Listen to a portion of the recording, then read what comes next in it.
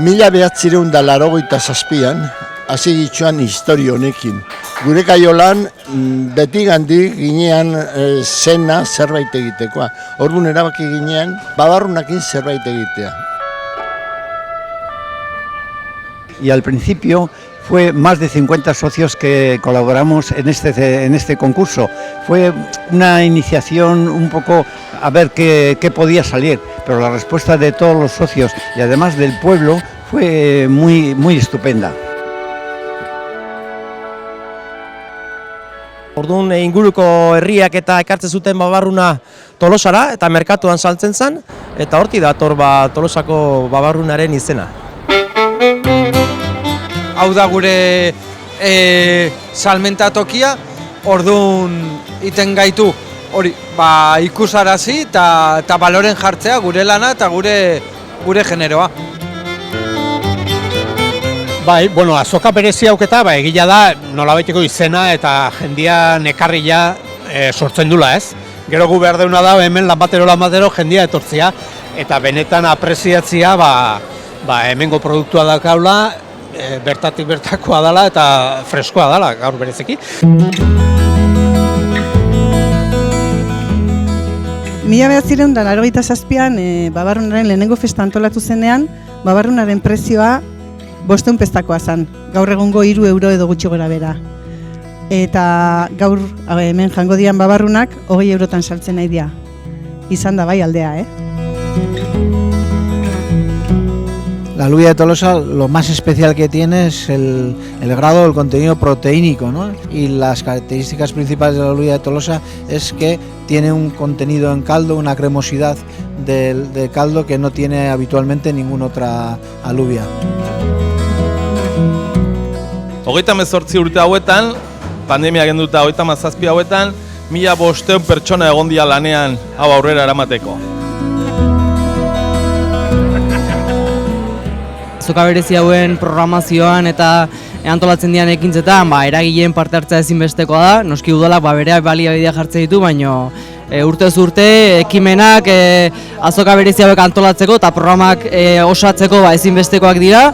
Erreferentziazkoa da Tolosako udala eta gure eskutan dagoena egingo dugu azoka indartzeko eta azoka polit bat eta erreferentea izaten jarraitzeko.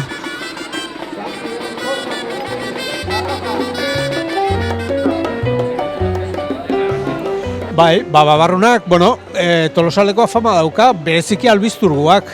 Esaten da, kareharri lurra izatiak eta asko launtzen diola eta kalidadia hortik letorkela.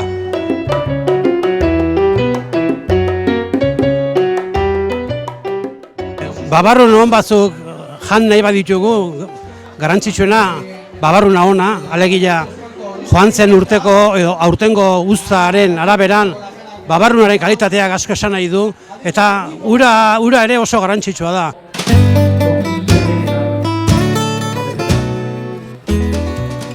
Bueno, ha supuesto una mejora de la calidad del producto, una mejora de la calidad del origen, una mejora cuantitativa en cuanto a la venta y del producto por parte de los baserritarras y luego, lo que supone el poder socializar con un producto de calidad, de alta calidad, como en este caso es la Tolosako babarruna.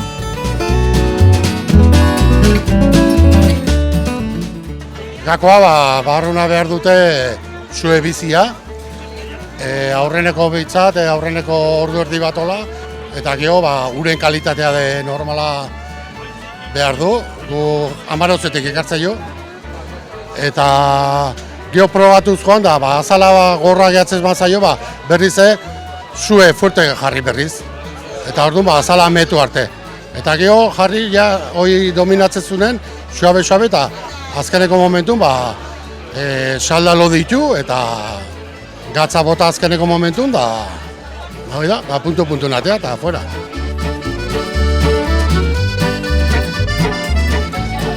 Babarrun festa honetan, gaurkoan 25 babarrun dastaketa edo probatu behar izan ditugu, eta egia desan maila handiko babarrunak topatu ditugu.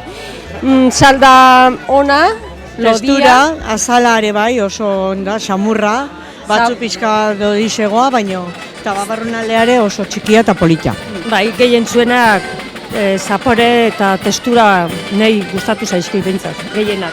Hori da, guri beti esan diogun txokolate festa dela, babarrun txokolatea, bai, dana ikaragarri salda ona eta due, eta oso ekoizle ona dazkagu.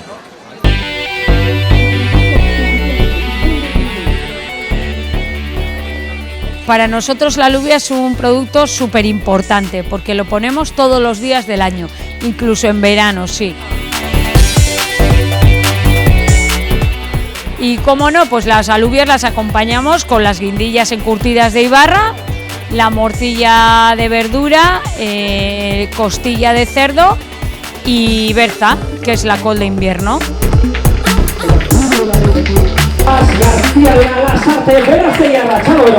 Netzako ekoizle bezala, olako txapela batek eta egun batek da urtero eta urte askoan. Lehorretara beraz aurten Tolosako babarruaren bigarren saria. Egiten ari geran lanari rekonozimentu minimo bat. Eskualdean bertan geratuko da Albizturko Alberto Labaka Elola irabazle. Eta bultzada bat handie berriz ere lan honekin segitzeko, zeratik ez da lan xamurra ere, ordu pila bat sartu behar da, lan gogorra da, eta orduan hau da rekonozimentu bat eta sari polit bat.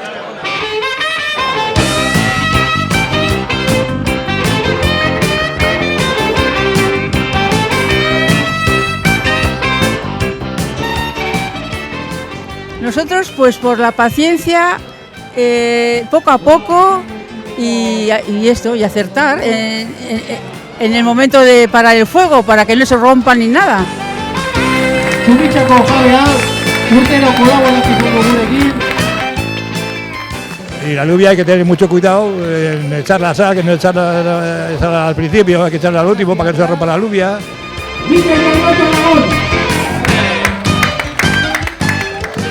Y cantidad de cosas, menearla para que salga un buen caldo, sin meter la cuchara para que no rompa la alubia también. Irungo die, Irun, Erlaitz elkarteko Rosa María San José eta Rafael Díaz, aurtengo irabazleak.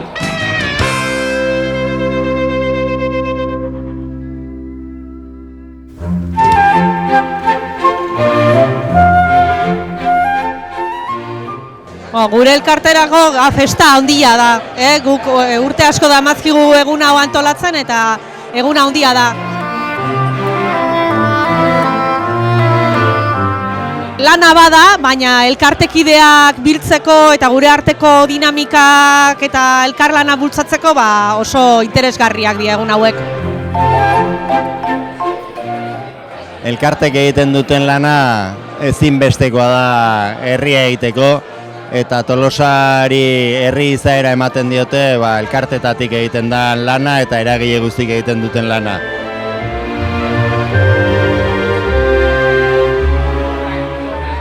Kale ateratzea, jendeak ezautze gaitu, konturatzen dira gure Kaiola elkartea babarrunarekin lotu dezakete, eta horire garrantzitsua da, elkarte honek gauza desberdinak antolatu ditzakela eta jakiteko, interesgarria da.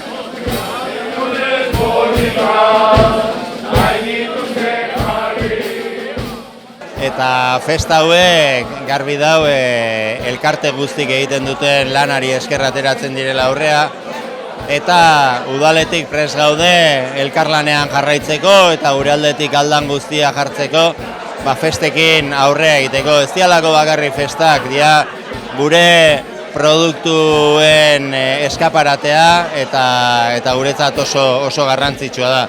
Eta kasu honetan garbi dago ekoizpenarekin jarraitu behar dugu eta horretarako ekoizle gazteak behar ditugu eta hortan ere lagunduko dugu.